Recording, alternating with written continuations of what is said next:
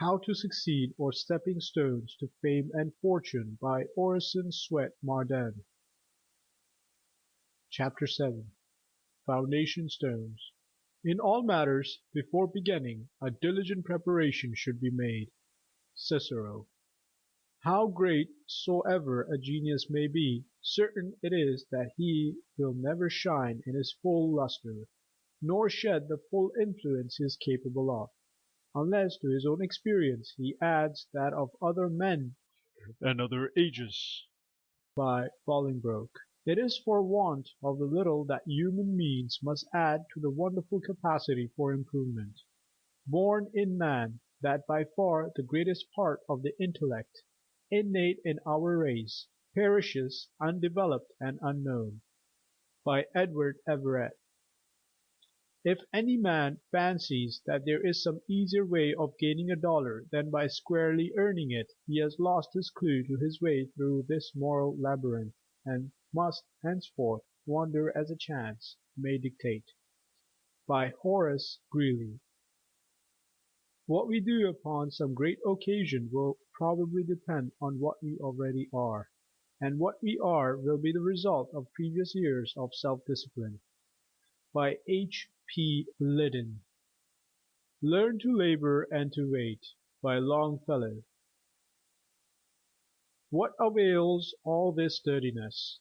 Asked an oak tree which had grown solitary for 200 years, bitterly handled by frosts and wrestled by winds. Why am I to stand here useless? My roots are anchored in rifts of rocks. No herds can lie down under my shadow. I am far above singing birds, that seldom come to rest among my leaves. I am set as a mark for storms, that bend and tear me. My fruit is serviceable for no appetite.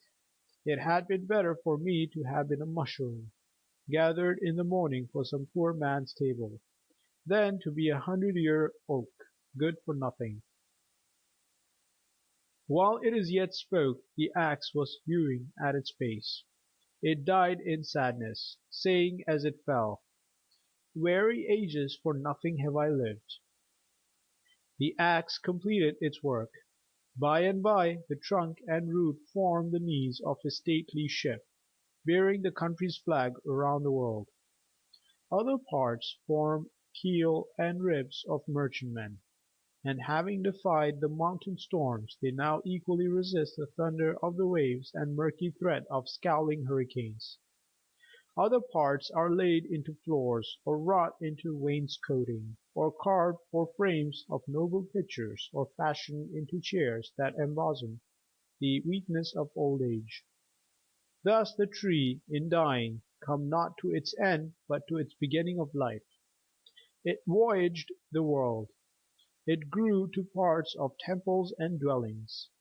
It held upon its surface the soft tread of children and tottering steps of patriarchs. It rocked in the cradle. It swayed the limbs of age by the chimney corner, and heard, secure within, the roar of those old unwearied tempests that once surged about its mountain life. All its early struggles and hardships had enabled it to grow tough, and hard and beautiful of grain, alike useful and ornamental. "Sir, you have been to college, I presume?" asked an illiterate but boastful exhorter of a clergyman. "Yes, sir," was the reply. "I am thankful," said the former, "that the Lord opened my mouth without any learning." "A similar event," retorted the clergyman, "happened in Balaam's time. Why not allow the schoolboy to erase from his list of studies all subjects that appeared to him useless? Would he not erase everything which taxed his pleasure and freedom? Would he not obey the call of his blood, rather than the advice of his teacher? Ignorant men who have made money tell him that the study of geography is useless. His tea will come over the sea to him whether he knows where China is or not. What difference does it make whether verbs agree with their subjects or not? Why waste time learning geometry or algebra? Who keeps accounts by these? Learning spoils a man for business, they tell him. They begrudge the time and money spent in education. They want cheap and rapid transit through college for their children. Veneer will answer every practical purpose for them. Instead of solid mahogany, or even paint and pine will do.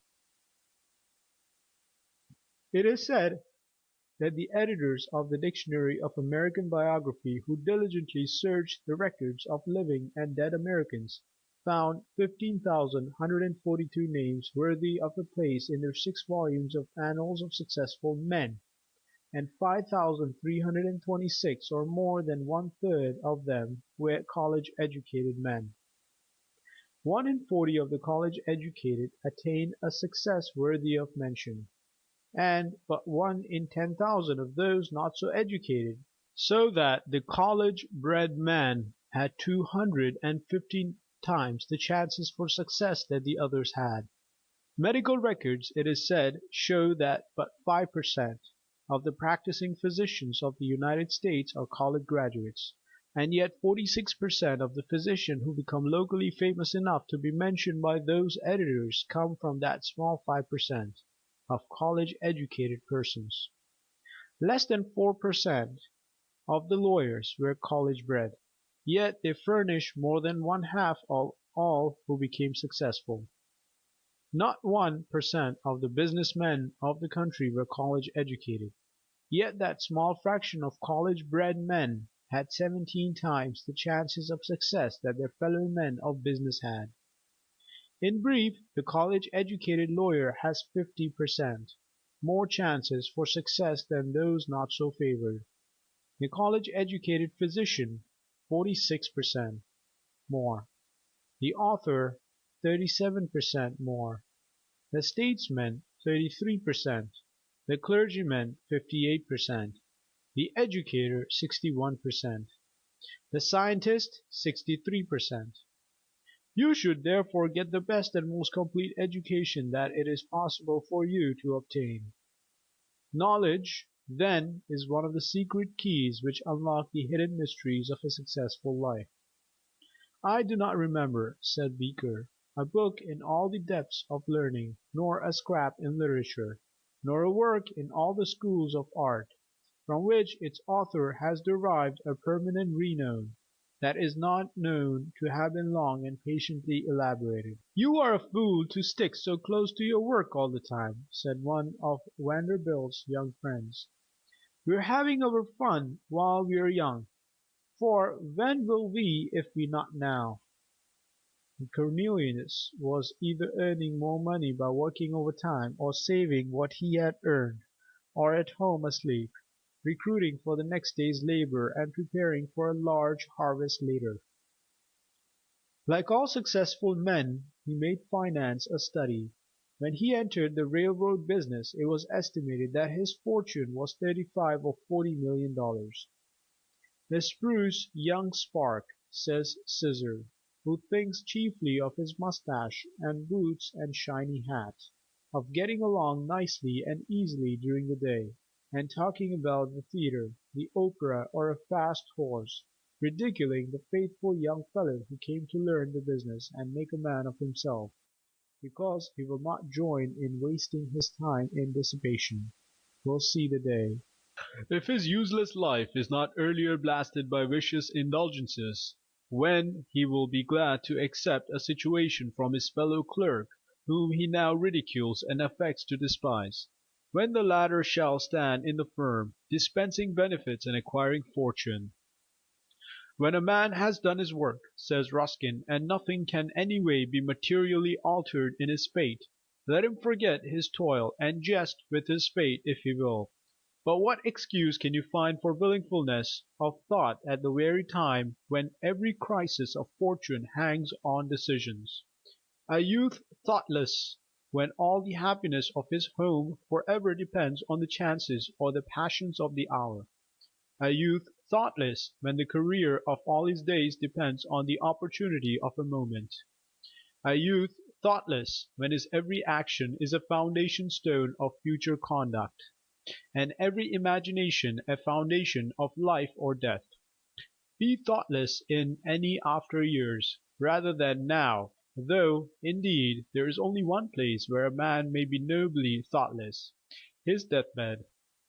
Nothing should ever be left to be done there. "On to Berlin!" was the shout of the French army in July, 1870. But, to the astonishment of the world, the French forces were cut in two and rolled as by a tidal wave into Metz and around Sedan. Soon two French armies and the Emperor surrendered, and the German troopers paraded the streets of captured Paris. But as men thought it out, as Professor Wells tells us, they came to see that it was not France that was beaten, but only Louis Napoleon and a lot of nobles, influential only because they bore titles or were favorites. Louis Napoleon, the feeble bearer of a great name, was emperor because of that name and criminal daring. By a series of happy accidents he had gained credit in the Crimean War, and at Magenta and Solferino. But the unmasking time came in the Franco-Prussian War, as it always comes when shamed, artificial toy men meet genuine self-made men. And such were the German leaders. William, strong, upright, warlike, every inch a king. Von Roon, Minister of War, a master of administrative detail. Bismarck, the mastermind of European politics, and above all, Von Moltke, Chief of Staff, who hurled armies by telegraph as he sat at his cabinet, as easily as master moves chessmen against a stupid opponent. Said Captain Bingham, "You can have no idea of the wonderful machine that the German army is, and how well it is prepared for war. A chart is made out which shows just what must be done in the case of wars with the different nations, and every officer's place in the scheme is laid out beforehand. There is a schedule of trains which will supersede all other schedules the moment war is declared, and this is so arranged that the commander of the army here could telegraph to any officer to take such a train and go to such a place at a moment's notice." When the Franco-Prussian War was declared, Von Moltke was awakened at midnight and told of the fact. He said coolly to the official who aroused him, "Go to Pigeon Hole No. in my safe, and take a paper from it and telegraph as there directed to the different troops of the empire." He then turned over and went to sleep, and awoke at his usual hour in the morning. Everyone else in Berlin was excited about the war, but Von Moltke took his morning walk as usual, and a friend who met him said, "General, you seem to be taking it very easy. Aren't you afraid of the situation? I should think you would be busy." "Ah," replied Von Moltke, "all of my work for this time has been done long beforehand, and everything that can be done now has been done." "A rare man this Von Moltke," exclaims Professor Wells, "one who made himself ready for his opportunities beyond all men known to the modern world. Of an impoverished family he rose very slowly and by his own merit. He yielded to no temptation, vice or dishonesty, of course, nor to the greater and ever present temptation to idleness, for he constantly worked to the limit of human endurance. He was ready for every emergency, not by accident, but because he made himself ready by painstaking labor, before the opportunity came. His favorite motto was, 'Help yourself and others will help you.'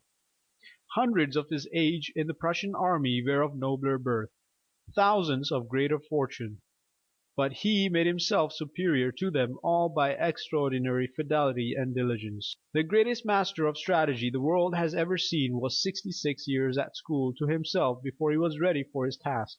Though born with the century and an army officer at 19, he was an old man when, in 1866, as Prussian Chief of Staff, he crushed Austria at Sadowa and drove her out of Germany.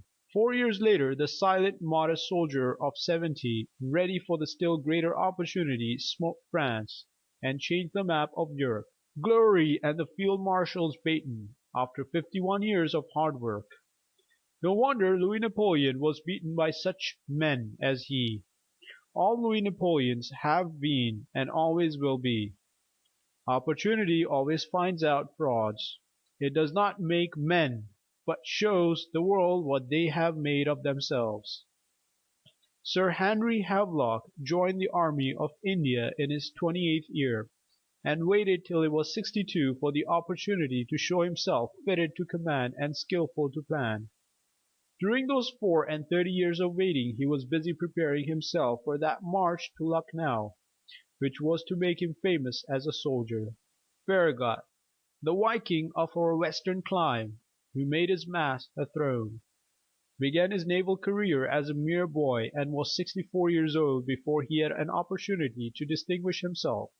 But when the great test of his life came, the reserve of half a century's preparation made him master of the situation. Alexander Hamilton said, "Men give me credit for genius. All the genius I have lies just in this: when I have a subject in hand I study it profoundly. Day and night it is before me. I explore it in all its bearings. My mind becomes pervaded with it. Then the effort which I make the people are pleased to call the fruit of genius. It is the fruit of labor and thought. The law of labor is equally binding on genius and mediocrity." "Fill up the cask! Fill up the cask!" said old Dr. Bellamy, when asked by a young clergyman for advice about the composition of sermons. "Fill up the cask, and then if you tap it anywhere you will get a good stream. But if you put it but little it will dribble, dribble, dribble, and you must tap, tap, tap, and then you get but a small stream, after all." The merchant is in a dangerous position, says Dr. W. W. Paton, whose means are in goods trusted out all over the country on long credits, and who in an emergency has no money in the bank upon which to withdraw. A heavy deposit, subject to a side draft, is the only position of strength. And he only is intellectually strong who has made heavy deposits in the banks of memory, and can draw upon his faculties at any time, according to the necessities of the case. They say that more life, if not more labor, was spent on the piles beneath the St. Petersburg church of St. Isaac's to get a foundation, than on all the magnificent marbles and malachite which have since been lodged in it. 50 feet of Bunker Hill Monument is underground, unseen and unappreciated by the thousands who tread about that historic shaft.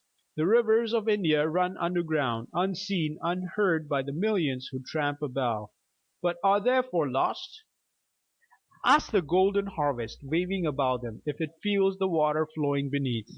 The superstructure of a lifetime cannot stand upon a foundation of a day. C. H. Parkhurst says that in manhood as much as in house building the foundation keeps asserting itself all the way from the first floor to the roof. The stones laid in the underpinning may be coarse and inelegant, but even so, each such stone perpetuates itself in silent echo clear up through the pineal. The body is in that respect like an old Stradivarius violin, the ineffable sweetness of whose music is outcome and quotation from the coarse fibre of the case upon which its strings are strung. It is a very pleasant delusion, that what we call the higher qualities and energies of a person maintain that self-centred kind of existence that enables them to discard and contemn all dependence upon what is lower and less refined than themselves. But it is a delusion that always builds in an atmosphere of fact. Climb high as we like, our ladder will still require to rest on the ground. And it is probable that the keenest intellectual intuition and the most delicate throb of passion would, if analysis could be carried so far, be discovered to have its connections with a rather material affair than we know as body. Lincoln took the postmastership for the sake of reading all the papers that came to town. He read everything he could lay his hands on: the Bible, Shakespeare, Pilgrim's Progress, Life of Washington and Life of Franklin, Life of Henry Clay, Aesop's fables. He read them over and over again until he could almost repeat them by heart, but he never read a novel in his life. His education came from the newspapers and from his contact with men and things. After he read a book he would write out an analysis of it. What a grand sight to see this long lank backwoods student lying before the fire in a log cabin without floor or windows, after everybody else was abed, devouring books he had borrowed but could not afford to buy. I have been watching the careers of young men by thousands in this busy city of New York for over 30 years, says Dr. Culler, and I find that chief difference between the successful and the failures lies in the single element of staying power. Permanent success is oftener won by holding on than by sudden dash, however brilliant. The easily discouraged, who are pushed back by a straw, are all the time dropping to the rear, to perish or to be carried along on the stretcher of charity. They who understand and practice Abraham Lincoln's homely maxim of pegging away have achieved the soldiest success. It is better to deserve success than to merely have it. Few deserve it who do not attain it. There is no failure in this country for those whose personal habits are good, and who follow some honest calling industriously, unselfishly, and purely. If one desires to succeed he must pay the price. Work.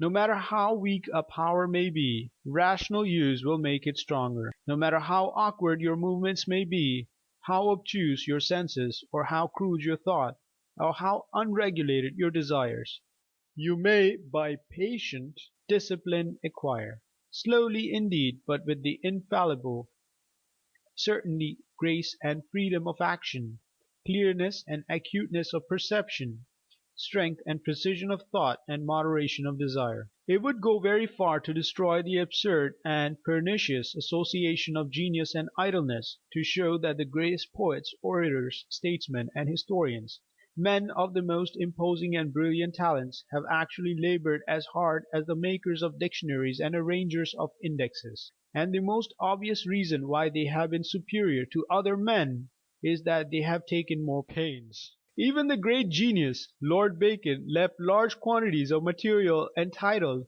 "Sudden Thoughts set down for use." John Foster was an indefatigable worker.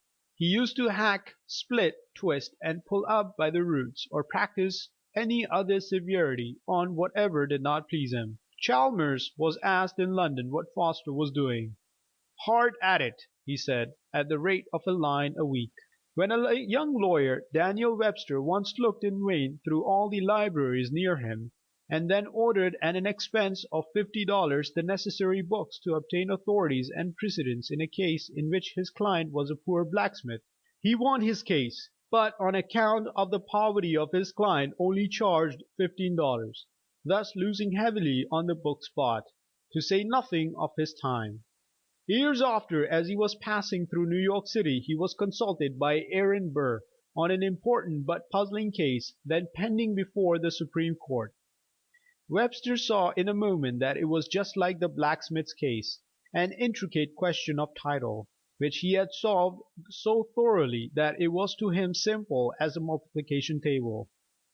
Going back to the time of Charles II, he gave the law and precedents involved with such readiness and accuracy of sequence that Burr asked, in great surprise, "Mr. Webster, have you been consulted before in this case?" "Most certainly not. I never heard of your case till this evening." "Very well," said Burr, "proceed." And when he had finished, Webster received the fee that paid him liberally for all the time and trouble he had spent for his early client. What the age wants is men who have the nerve and the grit to work and wait, whether the world applaud or hiss. It wants a Bancroft who can spend 26 years on the history of the United States, a Noah Webster who can devote 36 years to a dictionary, a Gibbon who can plot for 20 years on the decline and fall of the Roman Empire, a Mirabeau who can struggle on for 40 years before he has a chance to show his vast reserve destined to shake an empire, a Farragut, a Van Moult who have the persistence to work and wait for half a century for their first great opportunities, a Garfield burning his lamp 15 minutes later than a rival student in his academy, a Grant fighting on heroic silence when denounced by his brother generals and politicians everywhere, a Field's untiring perseverance, spending years and a fortune laying a cable when all the world called him a fool. A Michelangelo working 7 long years decorating the Sistine Chapel with his matchless Creation and the Last Judgment, refusing all remuneration therefor, lest his pencil might catch the taint of avarice. A Titian spending 7 years on the Last Supper. A Stevenson working 15 years on a locomotive. A Watt 20 years on a condensing engine. A Lady Franklin working incessantly for 12 long years to rescue her husband from the polar seas. A Thurlow Weed walking 2 miles through the snow with rags tied around his feet for shoes, to borrow the history of the French Revolution, and eagerly devouring it before the sap bush fire. A Milton elaborating Paradise Lost in the world he could not see, and then selling it for £15. A Thackeray struggling on cheerfully after his Vanity Fair was refused by a dozen publishers. A Balzac toiling and waiting in a lonely garret, whom neither poverty, debt, nor hunger could discourage or intimidate. Not daunted by privations, not hindered by discouragement, it wants men who can work and wait. That is done soon enough which is done well, soon ripe, soon rotten. He that would enjoy the fruit must not gather the flower. He who is impatient to become his own master is more likely to become his own slave. Better believe yourself a dunce and work away than a genius and be idle. 1 year of trained thinking is worth more than a whole college course of mental absorption of vast series of undigested facts. Facility with which the world swallows up the ordinary college graduate who thought he was going to dazzle mankind should bid you pause and reflect. But just as certainly as man was created not to crawl on all fours in the depths of primeval forests, but to develop his mental and moral faculties, just so certainly he needs education, and only by means of it will he become what he ought to become, man in the highest sense of the word. Ignorance is not simply the negation of knowledge, it is the misdirection of the mind. One step in knowledge, says Bulwer, is one step from sin. One step from sin is one step nearer to heaven. End of chapter 7.